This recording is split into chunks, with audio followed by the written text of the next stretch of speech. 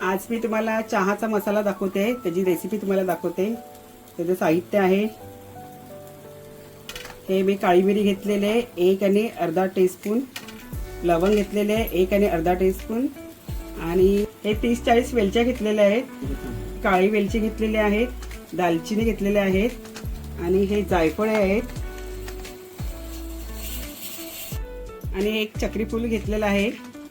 चक्री फूल तुम्ही 2-3 घेतलात तरी चालेल, माझ्याकडे नव्हती म्हणून तरी पण मी एक घेतलेली आहे, एकच होती।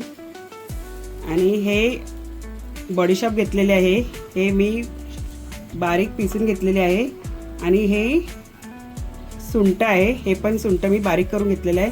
आता मी हे सगळे भाजून घेते।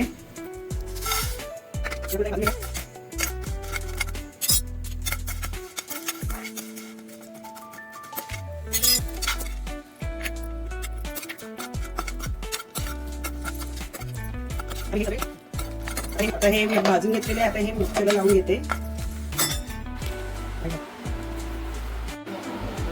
हे बघा माझा चहा मसाला तयार झालेला आहे।